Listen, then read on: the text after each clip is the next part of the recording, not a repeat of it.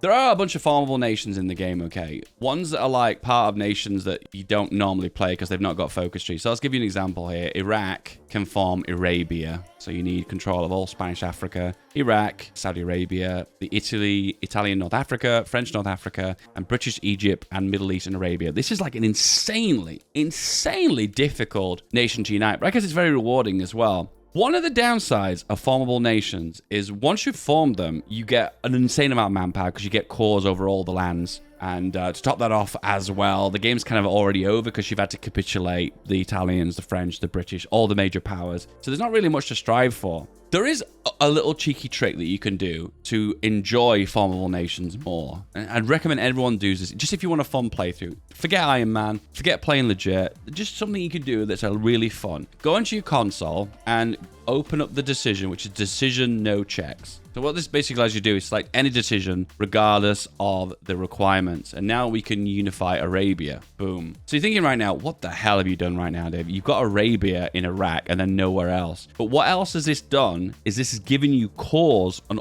all the land that you can conquer and then get the cores on, I suppose. So in this case, let's just flip ideology and arty popularity, fascist 100. And we are now fascist. That makes us the Arabian Empire. Wow. So let's say if we want to go for Saudi Arabia, we can justify, and we can justify half the time, I think half the political power costs. That means you could do your conquest quicker. So basically you're reacquiring cores that you've got through the decision. This is just an insanely fun way to play, because not only then do you have to play it in reverse, you've already done your conquest, you've already conquered half the freaking world, then you form your formable nation there, you've got an unlimited amount of manpower and you've got nothing to use it on because you've already formed your formable nation. With this, you can do it in reverse. You can acquire land, build up stronger, and in my fairness, this is way more fun because in this way you get to get that feeling of getting stronger and snowballing more and more and more. Because remember, whenever you occupy a piece of land that is a part of your cores, you'll get all the manpower. Watch the manpower jump up. Oh, you can see, look, the manpower hopped up then because we're gaining cores that we own. Because this is rightful land that we should own based on the core value, we gain a little manpower from that. So it's a really cool way, because one of the things you struggle with as minor powers, let's say Iraq, Iran, or Saudi Arabia, is you have very few manpower. And when you gain this land from cores, you gain all the manpower from it because it basically is your core territory. So you can do that with a bunch of nations too. I think you can form Persia and Iran and Afghanistan. Forming Persia as Afghanistan is so freaking fun. You should give it a shot. Boom, Persia. You can get a different color as well. It's just so satisfying to do. Oh, look, and because Afghanistan's formed Persia, Iran doesn't get the option to do it now. Feels bad, man. Feels bad, man. What about Yemen? I guess maybe they could form Arabia, maybe. But I've already formed it. The Republic of the Turkic Peoples. Wow. We have the Siberian Union of Independent Republics. Amazing. There's a few cool ones here as well, like, for instance, Siam. The Ratanakarzian Kingdom. Indonesia's a good one, too.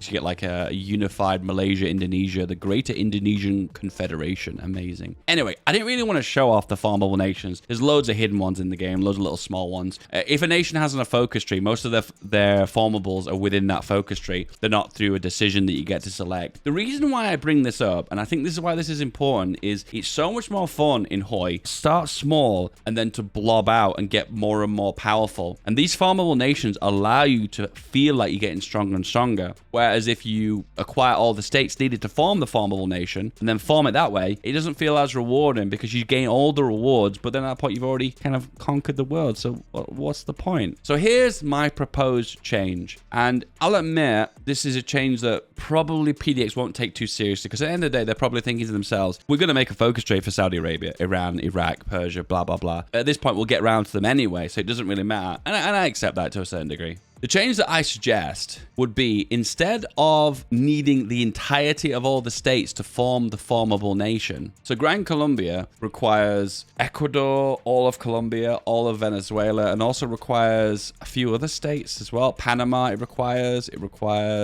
Pastaza, this one. Oh, a bit of Peru as well. So here's my suggestion that will make it considerably more fun to form formable nations. Hear me out, okay? Now, this was how Poland and Lithuania worked prior to the Poland rework. So instead of it requiring all of these states to form the formable nations, allow it to have half of them. So when you've got half of them, you get to press the button and form that formable nation. But then you gain cores on all the land that you've not conquered, the other 50%. And that way, you can do the justification for cores and therefore conquer quicker and then more efficiently because you're conquering for cores. And that's the way Poland-Lithuania focus used to work when Poland got Lithuania. Then you'd form Poland-Lithuania, but then you'd gain cores on Latvia and you'd gain cores on all the land in the Soviet Union that historically was part of Poland-Lithuania. That was so much more of a fun way of forming cores and conquering outwards. You've still got cores to conquer, so you have a goal, an ambition, and a late game objective. I think in all fairness, this is the biggest issue with HOI4 sometimes, because it's a sandbox game and there aren't no long-term objectives or goals other than defeat the Allies, win World War II. After that point, there's not really much else to do. So I suppose in this instance, when you've got cores somewhere else in the world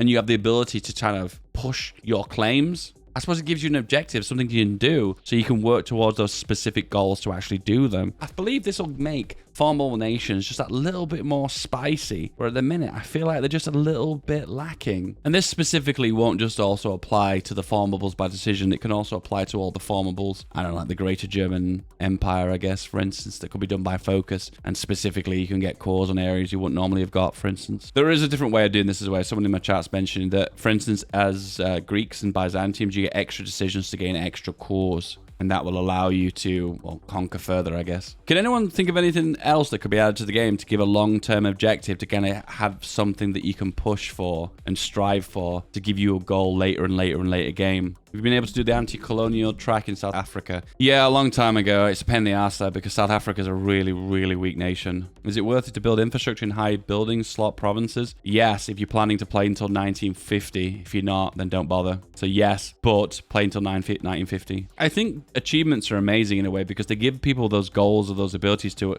do a set thing. It'd be kind of cool if achievements were a little bit more dynamic and they weren't just like set linear goals and you had lots of different objectives per specific country. So an achievement could be do all the legacy goals of Mexico, and the legacy goals could be to finish a bunch of focuses, maybe get like redeem Aslan or fully integrate Caribbean, or do the one world government as Trotsky, do the aerial artillery focus for Mexico. These are all like mini achievements, and if you get all the mini achievements, then you get the actual proper Steam achievement. I feel like that'd be a bear because you access all parts of the focus tree. It's sad in a way that there's parts of certain focus trees of certain countries that you never really get to explore because they're not part of achievements, so there's like really not much point doing them, you know what I mean? Like for instance, this focus here, the Vanguard, which unlocks a battleship for you. I mean, that's cool and everything, but it requires January the 1st, 1944. You need to have the 1944 heavy hull research, and then all you do is gain an already unlocked ship. So it's like, what's the point? But I suppose if you could make the Vanguard and win a battle with the Vanguard, and that would be a sort of achievement, I suppose. I guess it would give you more flexible long-term goals. I guess at the end of the day, guys, I'm all for these kind of long-term goals. I don't mind playing like a sandbox game and just playing open-endedly and just doing what I please. I don't mind doing that. But in all fairness, I kind of like some kind of goals, some late-term goals, so actually something to strive for. Revolts, independence movements, puppets, administrating limits, and give both of us pretty much anything that makes the game harder. Yeah, I guess so. I feel like there needs to be an anti-blobbing mechanic in a way. I feel like Resistance is that blobbing mechanic, but it needs to snowball more. Because when you get that compliance really high, it really doesn't make an impact anyway. Hey, you made it to the end. Now, this is the video you want.